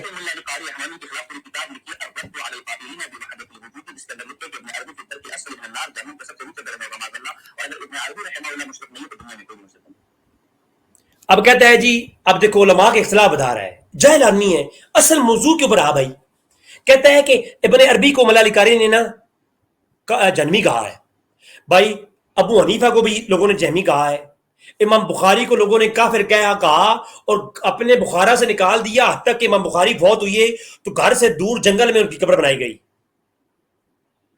تو کیسا عجیب آدمی ہے یہ۔ مصنف ابن ابی شیبہ کے اندر رد ابو حنیفہ کے اوپر پورا چیپٹر ہے، تو کیا ابو حنیفہ باطل ہو گیا ہے؟ او یار کیا ہو گیا تمہیں؟ ہم کہتے ہیں جو بڑے بڑے بزرگوں کے مابین علمی اختلاف ہے اور وہ ایک دوسرے کو غصہ بھی کرتے رہے ہیں، تو ان کا آپس میں اختلاف ہے۔ امام ابن ابی شیبہ نے کتاب اپنی مصنف ابن ابی شیبہ کے اندر ابو حنیفہ کے رد پہ پورا چیپٹر لکھ دیا، تو کیا ہم دونوں میں سے ایک کو کافر کہہ دیں گے یا ایک کی بات کو چھوڑ دیں گے؟ نہیں نہیں نہیں، ہم یہ کہیں گے کہ ابن ابی شیبہ نے جو روایت لائی ہیں امام حنیفہ کے حاسدین سے لی ہیں، اور ان کی آدھی روایتیں تو ہیں ہی ضعیف، اور جو روایتوں کے اندر اعتراض کیے گئے ہیں ابو حنیفہ کا نام وہ عقیدہ ہے، تو وہ جتنے بھی اعتراضات ہیں وہ باطل ہیں، ان کو دیکھا جائے گا۔ امام بخاری کو کافر کہہ کر کے لوگوں نے نکال دیا، امام بخاری سے امام مسلم نے روایتیں لینا چھوڑ دیں، امام ترمذی نے امام مسلم سے روایتیں لینا چھوڑ دیں، ان بزرگوں کے آپس میں اختلاف موجود ہیں۔ امام بخاری نے جناب ابو حنیفہ کی طریق سے کوئی حدیث نہ لی، کیا وجہ ہے؟ یہ بڑے بڑے بزرگوں کے آپس میں اختلاف موجود ہے۔ یہ ابن عربی کا اور مولا علی قاری کا اختلاف تو یہ چھوٹا سا ہے، اس میں تو ہے ہی کچھ نہیں۔ جی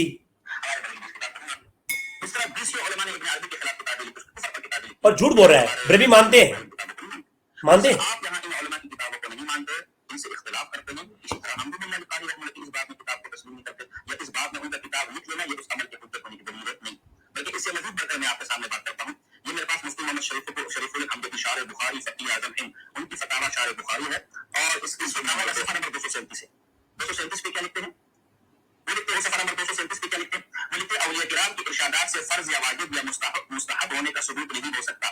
فرماتے ہیں جو اولیاء کرام ہیں ان کی اقوال سے نہ کوئی چیز فرض ہوتی ہے، نہ واجب ہوتی ہے، نہ مستحب ہوتی ہے۔ اور آگے عجیب بات لکھتے ہیں کہ اگر کسی کا یہ دعویٰ ہو کہ فلاں چیز فرض ہے یا واجب ہے یا سنت ہے یا مستحب ہے تو ضرور اس سے قرآن و حدیث سے دلیل طلب کی جاتی ہے۔ ایک تو بزرگوں کے قول سے یا بزرگوں کی کتابوں سے کوئی چیز فرض واجب مستحب ثابت ہوتی ہے، دوسرے اگر کسی شے کے جی بالکل یہ بات صحیح ہے کہ کسی چیز کی مستحب اور مباح ہونے پر کوئی نہ کوئی اشارت النص ہوگی، اگر تو اشارت النص امر مطلق وجوب کی ہوگی تو وہ عمل واجب ہوگا، یا اگر جو اس کی دلالت ہوگی وہ امر مطلق وجوب کی ہوگی تو وہ واجب ہوگا، اگر اس اللہ کے رسول کا عمل ہوگا تو سنت ہو جائے گا، اگر نہ اللہ کے رسول کا عمل ہے نہ اللہ کا صریح حکم ہے تو پھر اس کی کہیں سے قرآن میں اشارہ موجود ہے یا حدیث میں اشارہ موجود ہے تو وہ مستحب کے عمل میں آئے گا یا مباح کے عمل میں آئے گا، ٹھیک ہے، جواز کے عمل میں۔ تو یہ بات صحیح ہے، اس میں تو حرج نہیں ہے۔ جی ہم کب کہہ رہے ہیں کہ مولا علی قاری صرف یہ کہہ دیتا کہ میلاد منانا جائز ہے تو ہم مولا علی قاری کی بات نہ مانتے. یہ تو صحابہ کرام سے لے کر متقدمین اور متاخرین تک ایک تسلسل ہے، وہ انشاءاللہ میں آگے پیش کروں گا انشاءاللہ. فرض واجب مستحب کا دعویٰ ہو تو اس کی دلیل قرآن اور حدیث سے طلب کی جائے. اور کم سے کم ویسے تو یہ دھوکہ دینے کے لیے کہتے ہیں کہ میلاد کو مستحب سمجھتے ہیں، حالانکہ انہوں نے کتابوں میں میلاد کو سنت بلکہ الدر المنظم کے اندر تو فرض تک لکھا ہے، فرض الکفایہ اور واجب الکفایہ لکھا ہے. تو یہ اس کا مستحب ہونا یا فرض ہونا یا واجب ہونا یا سنت ہونا قرآن اور حدیث سے ثابت ہوگا. یہ کسی مولوی صاحب کی، کسی شیخ صاحب کی، کسی امام صاحب کی جو ہے جو متاثرین جو خود اپنے مسلک کے اندر بھی سب کے لیے حجت نہ ہو، یہ ان کے اقوال سے ثابت ہے. جی میری ویڈیوز موجود ہیں اس کے اوپر کہ قرآن اور حدیث سے محفل میلاد واجب ہے. اس کے اوپر میں نے قرآن پیش کیا کس طریقے سے واجب ہے.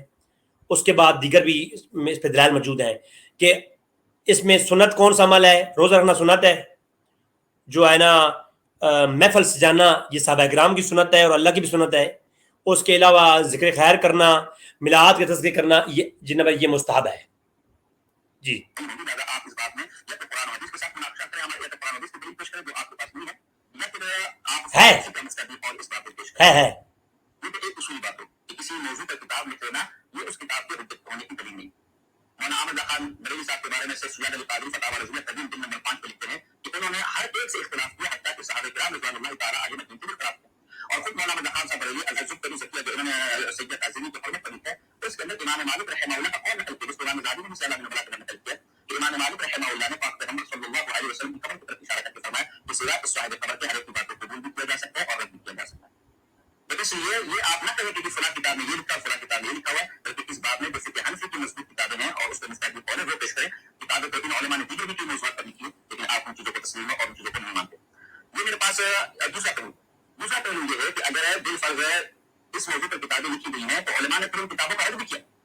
وہ رد آپ لوگوں سے کیوں چھپاتے ہیں؟ وہ رد آپ لوگ کیوں نہیں کرتے؟ یہ میرے پاس کتاب ہے شیخ الدلائل، اس کے اوپر لکھا ہے مولانا عبدالحق محدث الہ آبادی مرحوم، ان کی کتاب ہے الدر المنظم کی بیان حکم مولد النبی الاعظم، جو بریلوی حضرت یا مستند ترین کتاب سمجھی جاتی ہے اور کہا جاتا ہے کہ جس کو بڑے لوگوں نے تقریریں لکھی ہے. کیونکہ کتاب آپ کی طرف سے شائع شدہ ہے، لہٰذا نہ اس کے مواد سے ہمارا اتفاق ضروری ہے، نہ اس کی تقریر سے ہمارا اتفاق ضروری ہے. اور اس میں کیا لکھتے ہیں؟ اس میں لکھتے ہیں کہ جو بادشاہ ظفر الدین تھا اس کے لیے التنویر فی مولد البشیر النذیر کتاب لکھی گئی، لیکن اس محفل کو منعقد کرنے میں علماء کا اختلاف ہے. بعض علماء کرام نے اس محفل کے جواز میں کتابیں لکھی ہیں اور بعض نے عدم جواز پر. تو اگر محفل کے جواز پر کتابیں لکھی کہاں لکھی ہیں؟ جواز پر بھی تو کتابیں لکھی گئی ہیں، تو عدم جواز کا قول آپ لوگوں سے کیوں چھپاتے ہیں؟ اب ایک عدم جواز کہاں کتاب لکھی گئی ہے بتائیں نا ہمیں. ایک الجامع الحوادث یا البداع الحوادث کے نام سے ایک کتاب سامنے آئی، اس میں بھی محفل میلاد النبی کا رد نہیں لکھا ہوا کہیں بھی. انہوں نے بیسک چیزیں بتائی ہیں کہ جو عوام کے اندر خرافات ہیں ان کی رد کے لیے ہے. اس کے علاوہ امت میں کسی نے میلاد کے خلاف کتابیں لکھی کہ مولوی صاحب تمہارا جھوٹ ہے، تمہارا جھوٹ ہے، تم نے بات غلط پیش کی ہے، تم پہ قرض ہے، یا تو لائیو ہمارے ساتھ بیٹھ جاؤ، ڈیبیٹ کرو ہمارے ساتھ لائیو، یا پھر بتاؤ کہاں پہ لکھا ہوا ہے بتاؤ.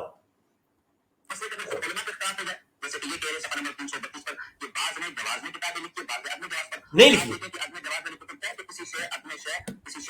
جواز ہے.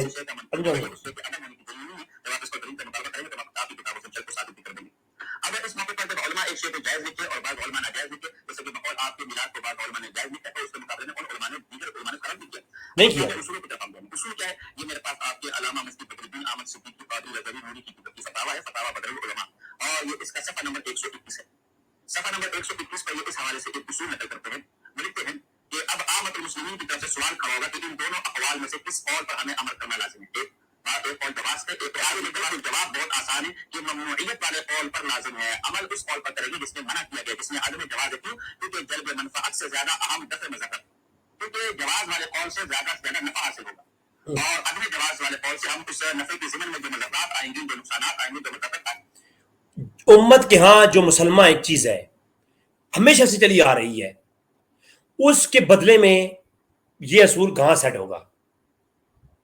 یہ اس کے لیے جس چیز میں یہاں وقتی طور پر کوئی کہے کہ جناب آج کل یہ جو سودی بینک کے اندر پیسے رکھنا کیسا ہے، کوئی کہتا ہے جی یہ جائز ہے، کوئی کہتا ہے ناجائز ہے، تو پھر اس میں جو ہے نا آپ کوشش کریں کہ عدم جواز جو ہے قالین کی لے لیں. آپ جس میں دو طرح کا قول آ جائے، ایسے مسئلے میں آپ عدم جواز لے لیں. آپ نے پانی سے ایک مچھلی کو پکڑا، اس کا عجیب رنگ تھا، اب آپ کے نزدیک یہ شبہ ہے کہ یہ مچھلی ہے کہ نہیں ہے، تو ایسے مسئلے میں شبہ ہے جب، تو آپ کے پاس ایک بندہ کہہ رہا ہے، ایک عالم کہہ رہا ہے یہ جائز ہے، ایک کہہ رہا ناجائز ہے، تو کوشش کریں کہ ناجائز والی کی بات مان لیں، یہ کھائے نا. تو یہ جو ہے نا یہ اس مسئلے کے لیے ہے، اس کے لیے نہیں ہے جو امت میں سب کہہ رہے ہیں جناب گائے کھانا جائز ہے، کل کو یہ کہے نا جی اس میں تو علماء کا اختلاف آ گیا. کھوپڑی الٹی ہے. اور نفع کے مقابلے میں ضرر سے بچنا جو زیادہ ضروری ہے. تو جن لوگوں نے میلاد کے جواز کا کتابیں لکھی ہیں اس سے زیادہ تر نبی اکرم صلی اللہ علیہ وسلم کا ذکر ثابت ہو جائے گا، لیکن اس ذکر کی آڑ میں جو خرافات اس دن اور اس مہینے میں کی جاتی ہے مجھے بتا لی تھی، مجھے تو نہیں ہے، وہ تو آپ سے خود اپنی آنکھوں سے دیکھ لینا اور دیکھا بھی ہے، اب تو سوشل میڈیا بھی ہے، اب تو خود بریلی حضرات چیز پڑے، اس پر بیانات، اس پر کتابیں ہمارے پاس موجود ہیں. تو چونکہ یہاں مذہبت زیادہ ہے لہٰذا مذہبت کو دفاع کرنا جلد منفعت کے مقابلے میں ضروری ہے. جہاں جن علماء نے عدم جواز پر فتویٰ دیا ہے اس پر عمل کیا جائے گا. ایک بات. تیسری اگلی بات، جن لوگوں نے میلاد پر کتابیں لکھی جیسے کہ آپ کہہ رہے ہیں انہوں نے کیا لکھا؟ آیا وہ جو آپ بڑے بول کے کر رہے ہیں، یہ جو جلوس، یہ جو تماشے اور یہ جو بین باتیں، یہ جو خرافات، یہ جو جنگیاں اور جو ٹیپ اور یہ جو روڈوں کو بند کرنا، لوگوں کو تکلیفیں دینا، اور یہ اہل سنت جماعت کے مجلسوں کے باہر کھڑے ہوकर مدرسوں کے باہر کھڑے ہوकर نعرے بازیاں کرنا، اور یہ میلاد کے جلسے میں بجائے حضور علیہ السلام کا ذکر کرنا، اہل سنت والجماعت کے بیانیاں دینے. جی میلاد کرانا جائز ہے، دلیل کیا ہے جی؟ سڑکوں پہ عورتیں ناچ رہی ہیں جی، اور جی ڈھول بج رہے ہیں جی، جو بچوں کے مدرسوں کے بعد نعرے لگائے جا رہے ہیں جی میں بھی یہ کہتا ہوں بریلی حضرات کو بھی ہوش کی نقل لینے چاہیے. یہ عورتوں کا میلاد کروانا، اور اس کے متعلق یہ مفتی منیب الرحمان صاحب کی کتاب ہے تفہیم المسائل، اس میں یہ صاحب لکھ رہے ہیں کہ یہ میلاد کے متعلق کہتے ہیں جی کہ یہ عورتوں کا میلاد اور ایسی چیزیں کہ جو خرافات ہیں، حرام ہیں، وہ چیزیں ہرگز بہرگز نہیں کرنی چاہیے. تو اس کے اوپر اقدام کرنے چاہیے، ٹھیک ہے، نہ کہ میلاد کو ہی منع کر دینا چاہیے. ٹھیک ہے جی. یہ میرے سامنے یہ اس کا صفحہ نمبر ہے، جلد نمبر 1 ہے، صفحہ 368 ہے.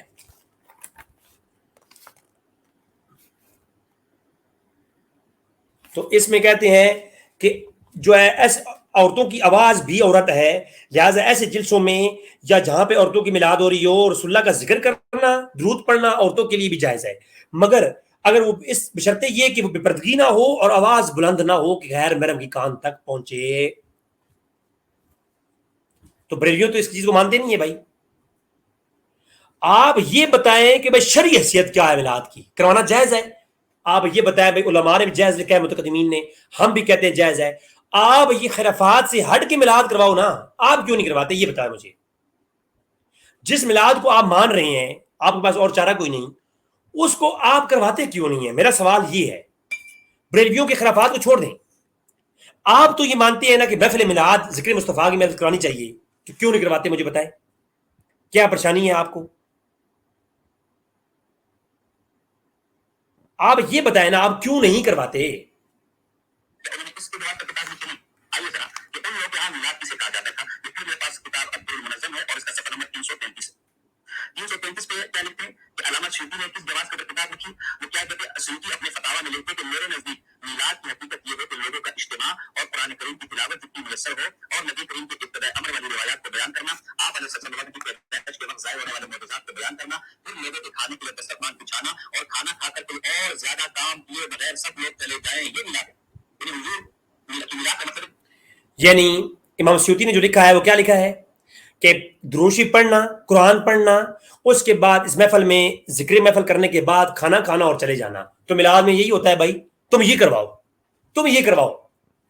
حضور کے لیے دروشی کا انتظام کرو، محفل سے جاؤ، بندے بلاؤ، بڑا پیمانہ، جب ظاہر سی بات لوگ آئیں گے تو کھانے کا انتظام ہوگا، شمیانے لگائے جائیں گے بڑے پیمانے پر.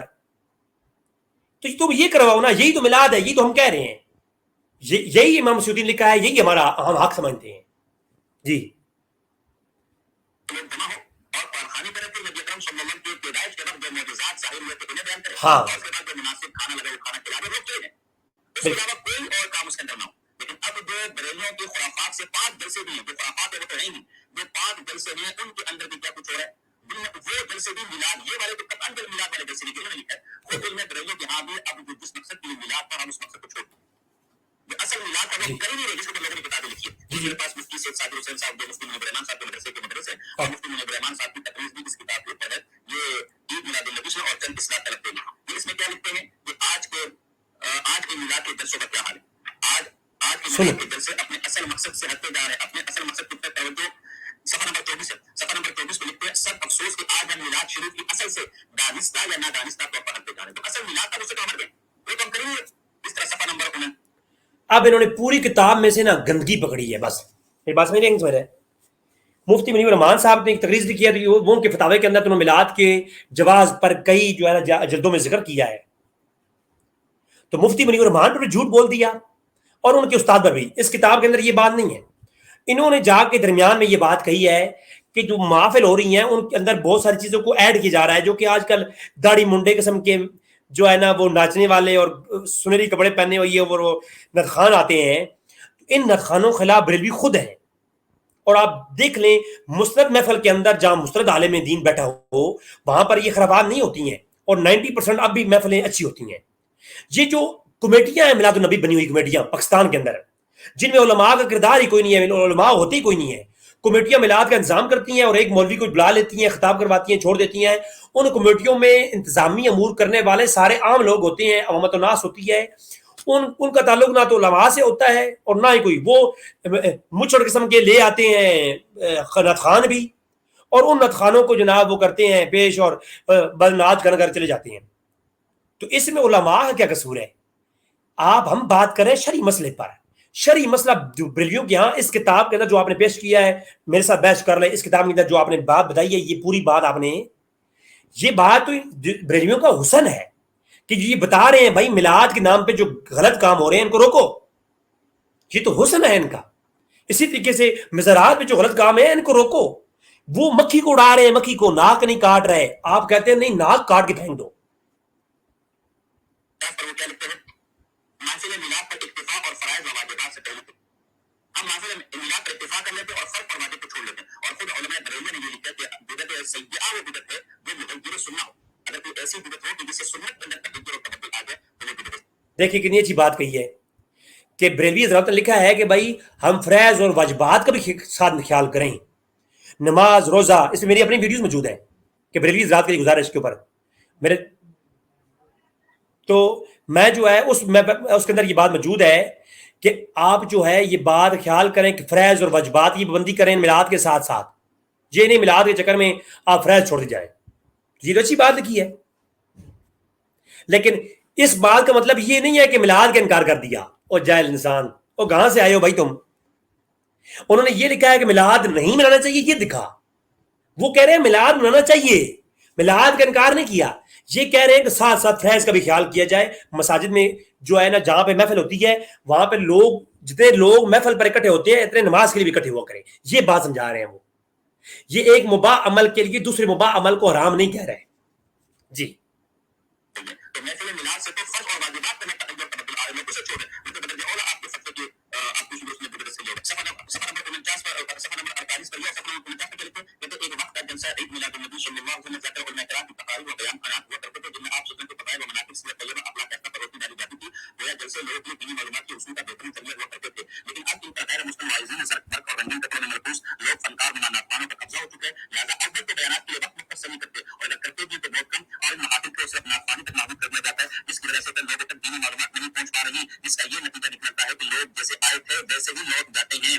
اور صفحہ نمبر 63 پر کیا لکھتے ہیں؟ صفحہ نمبر 63 پر لکھتے ہیں بعض اوقات کو موضوع سخن جواز ثابت کرنا ہوتا ہے، اور ایسا بھی ہوتا ہے کہ ہر مقرر اپنی تقریر میں میلاد شریف کے جواز پر دلائل ختم کر دیتا ہے اور جلسہ پر خاص ہو جاتا ہے. حالانکہ میلاد منانے کا مقصد یہ ہے کہ خدا و رسول کی محبت مضبوط سے مضبوط ہو اور کتاب و سنت کے مطابق عمل کرنے کا ایک جذبہ پیدا ہو. یہ دیکھیں ان زمانے کے علماء کا میلاد جس کو میں کتابیں لکھی ہوں صرف یہ کام پڑا جائے، رات میں اس کے قرآن پڑا جائے، نبی کی صرف پیدائش کے معجزات کا ذکر کیا جائے، بس ایک جلسہ مختصر، اس کے بعد ختم. نہ اس میں جلوس کا ذکر ہے، نہ اس میں خود لکھ رہے کہ اس سے زائد کچھ ہوگا، بس اتنی ایک کتاب پیش کر کے رزلٹ نکال دیا کہ پرانوں نے لکھا ہے کہ جلوس نہیں نکالنا چاہیے. کہاں لکھا ہے بھائی؟ الاعلام بیت الرام علامہ قطب الدین حنفی نے پوری کتاب لکھی ہے، اور اس میں کہتے یہ ہیں، اس میں یہ کہتے ہیں الاعلام علامہ قطب الدین حنفی رحمۃ اللہ علیہ، علامہ قطب الدین حنفی، یہ ان کی علامہ قطب الدین حنفی کی کتاب الاعلام کا صفحہ 200، صفحہ 200،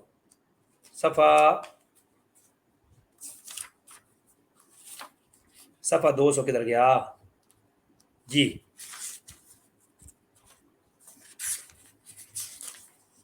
جی علامہ قطب الدین حنفی کی کتاب الاعلام کے صفحہ 200 کے اوپر میں عبارت بھی آپ کے سامنے کر دیتا ہوں تاکہ عبارت بھی آپ دیکھ سکیں. ٹھیک ہے جی. وہ کہتے کیا ہیں؟ کہتے ہیں کہ یزال مولد النبی المکانی فی لیلۃ الثانیہ العشر 12 ربیع الاول یعنی من ربیع الاول فی کل عام فاجتمع الفقہاء. کہتے ہیں کہ ربیع الاول کی 12 تاریخ کو جو ہے سارے کے سارے اجتماع ہوتا ہے فقہاء والاعیان العلا نظام المساجد الحرام مکہ کے اندر حرام مسجد حرام کے اندر والقضاء اربع بمکہ المشرفہ. چاروں مذہب کے علماء جمع ہوتے ہیں شافعی مالکی حنبلی سارے اس پہ اجماع تھا. ابو حنیفہ کا تو تب ہم دکھائے نا کہ ابو حنیفہ اور شافعی کے درمیان اختلاف تھا ہی نہیں. چاروں فقہاء جمع ہوتی ہیں بمکہ المشرفہ بعد صلاۃ المغرب بشمع الکثیرہ مغرب کی نماز کے بعد بالشمع مشعل بردار جلوس الکثیرہ والمفروعات الفوانیس والمشاغل والجمیع المشائخ مع تافهم بالآلام الكثيرة ويخرجون من المسجد إلى سوق الليل ويمشون في إلى محل المولد الشريف بعض الدهام ويحتب في شخص مدعو سلطانه شريفة ثم يعودون إلى المسجد الحرام ويجلسون صفوفا في الوسط المسجد من وجه الباب الشريف وقضاء يد السلطان ويلبس الناظر الخلقة ويلبس الشيخ الفراشين خلطة ثم يدون له شعر ويصلون الناس على عاداتهم ويمشي فقهاء وناظرين. وہ کہتے ہیں کہ مشعل بردار جلوس اکٹھا ہوتا ہے. شافعی حنبلی مالکی سارے اکٹھے ہوتے ہیں چاروں ائمہ کے بزرگ اور مشعل بردار جلوس لے کر حضور کی ولادت والی جگہ پر جہاں حضور پیدا ہوئی اس گھر میں جاتی ہیں. وہاں سے پھر واپس آتی ہیں اور واپس آ کر کے پھر جو ہے نا محفل ہوتی ہے اور سلطان وقت کا جو سلطان ہے وہ بھی جمع ہوتا ہے وہاں پہ آتا ہے اور سارے تحفے تحائف بھی دیتا ہے اور مسجد حرام کے اندر بیٹھ کر کے پھر جو ہے نا ایک خاطب خطاب کرتا ہے میلاد کی محفل کی اور پھر اس کے بعد نماز عشاء پڑھ کر کے پھر سارے منتشر ہو جاتے ہیں. مشعلیں لے کر کے جلوس نکالنا یہ الاعلام بیت اللہ الحرام. علامہ قطب الدین حنفی جی میں نے پڑھ لیا. اور کیا پڑھایا تھا تو پرانے علماء کو پڑھو. بہت پڑھ لیا تم نے جی. اس سے زائد اس کے جواز کی صورت نہیں ہے. اب ہمارے یہاں کیا اب کیا ہوتا ہے جلیا جلوس اور بندہ دیگر بات سمجھ تو چھوڑو بریلوی علماء کہہ رہے ہیں کہ اصل جو میلاد کا مقصد تھا اس میں اسمیت کو بیان کرنا اخلاق کو سنبھالنا یہ تو ختم ہو چکے میرے. اب کیا ہوتا ہے زرد برق کپڑوں والے نفات بیان کرتے وقت مختصر ہوا ہے بھی بہت مختصر وقت اور اس مختصر وقت میں بھی ان مولویوں کے ہاتھ لگ جاؤ نا تم لوگوں. عوام بیوقوف ہے. کون سے انہوں نے پڑھنا ہے یا کون اس میں عقل ہے؟ جاہل عوام ہے یہ پاکستان کی. جہاں لے کے چلو ان مولویوں کے ہاتھ لگ جاؤ نا تو یہ کہیں گے کہ آپ دیکھو شادیاں ہوتی ہیں پاکستان میں جو اگر ہر مہینے میں 10,000 شادی ہو تو 10,000 شادی میں ایک شادی ایسی ہوگی جو سنت رسول کے مطابق ہوگی اور 9,999 شادیاں جو ہیں اس میں گانے باجے مہندی کی رسمیں یہ ہندوؤں والی مشرکانہ رسمیں ہوتی ہیں. شادی کروانا ہی بند کر دو اور وہ سارے یہ دلائل نکال کے لے آؤ. یہ جو دلائل دکھاتے ہیں او یہ چیز حرام ہے یہ چیز حرام ہے یہ کرو ہے. ان مولویوں کی مت ماری گئی ہے خدا کی قسم. ان کو دین کے بارے میں چوکیدار بنایا گیا تھا لیکن یہ خود ڈاکو نکلے. کیا کرتے ہیں سارا زور میلاد کے جواز پر لگا دیتے ہیں. اصل میلاد کا مقصد تھا بتائیں تو علماء نے جس مقصد کے لیے میلاد پر کتاب لکھی تو وہ مقصد ہی فوت ہو گیا. تو خود میں بتاتا ہوں جی میلاد کی جائے اس لیے انہوں نے جو میلاد کا وہ آج بھی مناتا نہیں اور آج جو میلاد منایا جا رہا ہے اس پر انہوں نے کتابیں لکھی. جو آج میلاد جو منایا جاتا ہے پرانوں بھی وہی منایا کرتے تھے. میلاد کے منانے میں حیت میں کوئی چینجنگ نہیں ہے. یہ جھوٹ بول رہا ہے.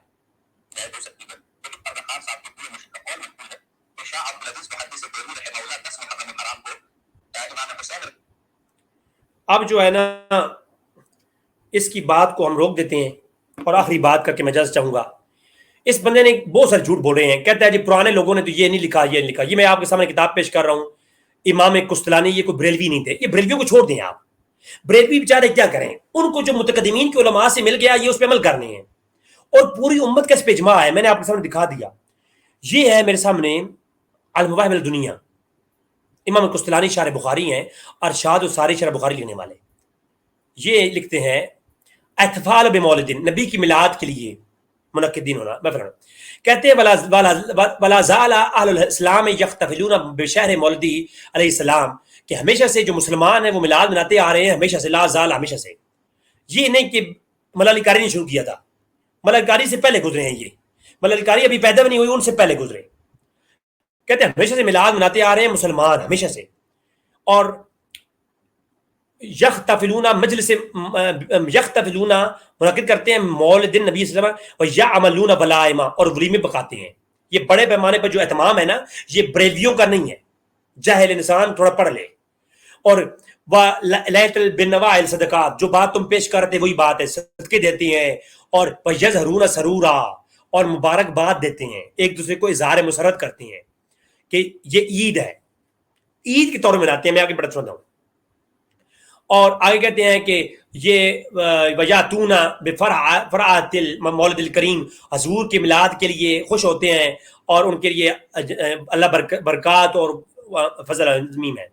کہتے ہیں مما جرب من خاصہ انہ امان فی ذلک العام بشرا عاجل بغیت المرام فرحم اللہ امرام اتخذ الیہ بشہر مولدہ مبارک آیاتن. کہتے ہیں کہ اللہ اس پہ میری ازمائی ہوئی بات ہے، مما جربہ، میری ازمائی ہوئی بات ہے. کون کہتی ہیں؟ امام قسطلانی. میری ازمائی ہوئی بات ہے کہ جو بھی میلاد کے سال کے میلاد کے لیے 1 روپے کا خرچ کرتا ہے، انہو امان فی ذالک العام، پورا سال امن و امان سے گزرتا ہے. اور بشرا عاجلہ بغیت المرام، پورا سال خوشخبریاں ملتی رہتی ہیں. یہ میلاد کی برکتیں ہیں.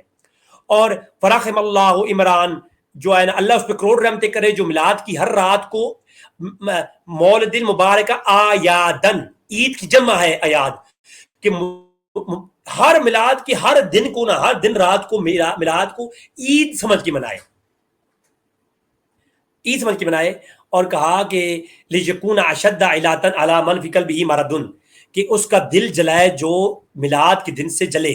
یہ جو بریلی بہر کھڑے ہو کر کے نعرے لگا رہے ہوتے ہیں نا، دیوبندیوں کی مساجد کی بہر ہو، یہ جناب امام قسطلانی نے کہا ہے. یہ امام قسطلانی کی بات پہ عمل کر رہے ہیں. امام قسطلانی نے کہا ہے کہ جو میلاد نہیں مناتے ہیں، مسلمان میلاد مناتے ہیں، جو دوسرے ہیں، ایک مسلمان میلاد مناتے آ رہے ہیں، اور جو میلاد نہیں مناتے ان کے دلوں میں مرض ہے، ان کو مزید ان کی مرض کو بڑھاؤ. ٹھیک ہے. تو یہ جناب آپ کے سامنے ہے.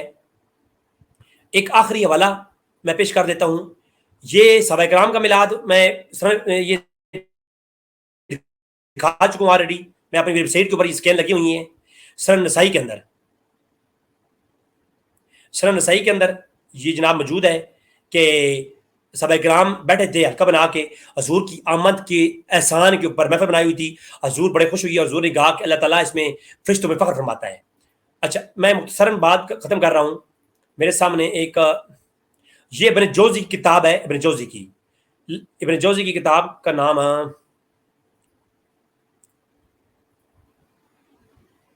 بیان میلاد النبی.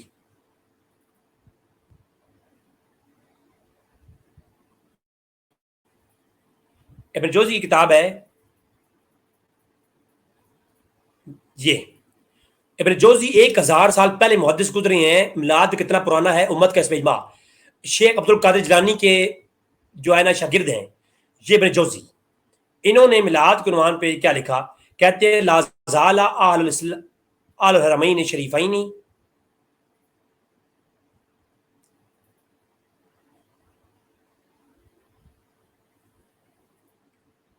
میں بس بات کو ختم کر رہا ہوں کیونکہ رات بہت ہو گئی ہے. اور میں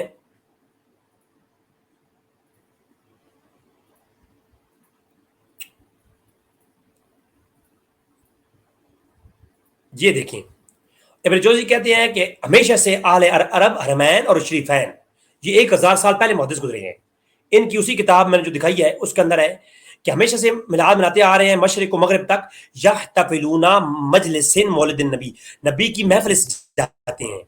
اور یفرحون بقدوم ہلال شہر ربیع الاول، ربیع الاول کا چاند دیکھ کر ان کے چہرے مسکرا پڑتے ہیں.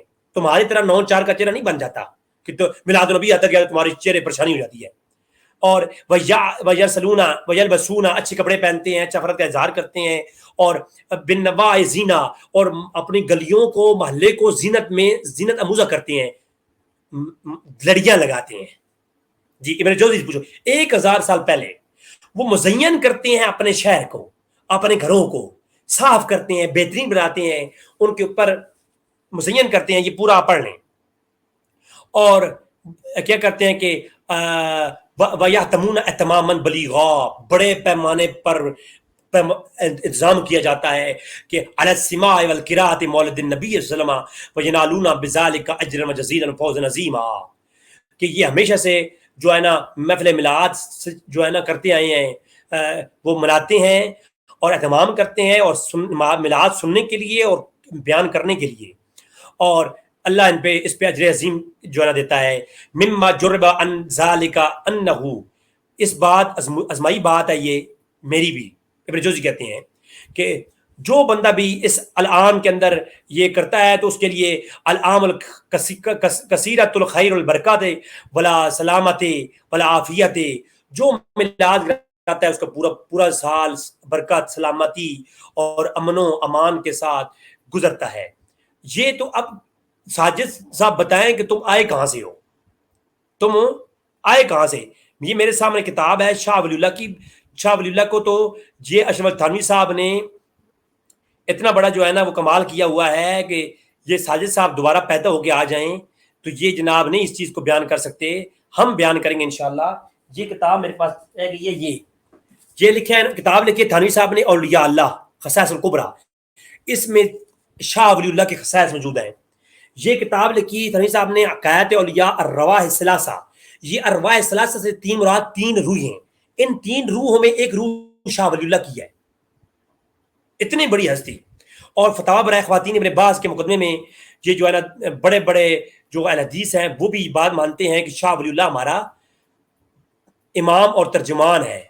میرے پاس کین یہ موجود ہے, فتاوی برائے خواتین ابن باز اس کے مقدمے میں ہے, موجود ہے کہ پاک و ہند کے اندر ہمارا پہلا امام اور ترجمان شاہ ولی اللہ ہے. ٹھیک ہے جی. یہ دیکھیں جی شاہ ولی اللہ. جب شاہ ولی اللہ محسن دہلوی کو سارے مانتے ہیں تو کون سا صاحب لڑ گیا آپ لوگوں کو. بسم اللہ کریں. آج نبی والا یہ دیکھیں بذخیر ہند میں حضرت شاہ ولی اللہ. تو آؤ جی شاہ ولی اللہ سے پوچھ لیتے ہیں, بات ختم ہوگی. یہ فیوز الرحمین ہے, شاہ ولی اللہ کی فیوز الرحمین. یہ اس کا اردو ترجمہ ہے. اردو ترجمہ میں آپ کو پڑھاتا ہوں عربی عبارت. کہتے ہیں کن تو من قبل ذالک بمکہ معظمہ, 1174 ہجری میں شاہ ولی اللہ گزرے, اور میں ابن جوزی دکھا چکا ہوں. جو ابن جوزی کے زمانے میں 1000 سال پہلے کام ہوتا تھا وہ آج کیا ہو رہا ہے. کہا کہ ہمیشہ سے مکہ میں فی مولد النبی, میلاد کے مہینے میں فی یوم الولادت, میں ربیع اول میں بر ربیع اول کو مکہ میں تھا. وہ ایک محفل منعقد تھی میلاد کے عنوان سے. جس گھر میں حضور پیدا ہوئی ہے اس گھر میں محفل منعقد تھی. یہ بھی لکھا ہے. کہتے ہیں کہ والناس یصلون علی النبی, لوگوں نے درود شریف پڑھا سب سے پہلے. اس کے بعد یذکرون ارہاسات ہی, ایک بندہ کھڑا ہوا درود شریف کے بعد اس نے ارہاسات بیان کیے. حضور کے اعلان نبوت سے پہلے جو معجزات ظاہر ہوئے, کمالات ظاہر ہوئے, ان کو بولتے ہیں ارہاسات. اور حضور کے اعلان نبوت کے بعد جو چیزیں پیش ہوئیں, جو واقعات پیش ہوئی ہیں, ان کو کہتے ہیں معجزات. کہتے ہیں ارہاسات کا بیان کیا گیا. التی ظہرت فی ولادتہ و مشاہدات فی قبل بعثتہ, حضور کے پیدا ہونے سے پہلے اور حضور کے پیدا ہونے کے وقت جو میلاد کے وقت حضور کے واقعات پیش آئے, ان کا بیان کیا مولوی صاحب نے. اور فرائی اور وقبل بعثتہ, جو پہلے سارے واقعات بیان ہوئی. فرائیت انوارا سطعت دفعۃ واحدہ, کہ میں نے دیکھا کہ اچانک اس محفل میلاد پر نور کی برسات ہونے لگ گئی. ہاں جی. اور کہتے ہیں لا اقول انی ادرکتھا ببصر الجسد, میں یہ نہیں کہتا کہ وہ نور میری اس آنکھ نے دیکھا ہے. لا اقول انی ادرکتھا ببصر الروح فقط, اور میں یہ بھی نہیں کہتا کہ وہ نور میری اس روح والی آنکھ نے دیکھا. کہا کہ بس جس آنکھ نے بھی وہ نور دیکھا, واللہ اعلم کیف کان امر بین ھذا و ذلک, وہ چاہے نور جس آنکھ نے بھی دیکھا، لیکن فتملت تلک انوار فوجدتها من قبل الملائکۃ الموکلین بامثال هذا المشاہد وامثال هذا المجالس، اور کہا ورأیت یخالطہ انوار الملائکۃ وانوار الرحمۃ، کہا کہ وہ جو نور تھا نا اس کی حقیقت یہ تھی کہ وہ اللہ کے رحمت کے فرشتوں کا نور تھا جو میلاد کی ہر محفل پر نازل ہوتے ہیں۔ آج کے لیے اتنا کافی ہے۔ یہ کتاب عرب سے چھپی ہے، ابن جوزی اور متقدمین امت کے بڑے بڑے شیوخ ان کے میلاد کو جائز کہنے کے اوپر جو رسالے ہیں، امام شمس الدین سخاوی کی اور تعریف مولد شریف ہے، علامہ دیگر علماء کی جو کتابیں ہیں ان کو جمع کیا ہے یہ عرب سعودی عرب میں آج کے دور میں۔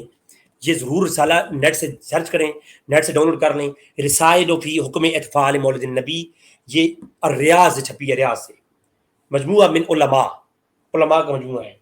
اللہ تعالیٰ سے دعا ہے کہ اللہ تعالیٰ ایسے جہلوں سے بچائے۔ یہ ہماری دعوت ہے سجاد نقشبندی کو، وہ لائیو یوٹیوب پہ ہمارے ساتھ بیٹھ جائیں، گفتگو کریں اس مسئلے پہ، ہم انشاءاللہ ان کو یہ پورا مسئلہ سمجھائیں گے۔ وما علینا الا البلاغ المبین۔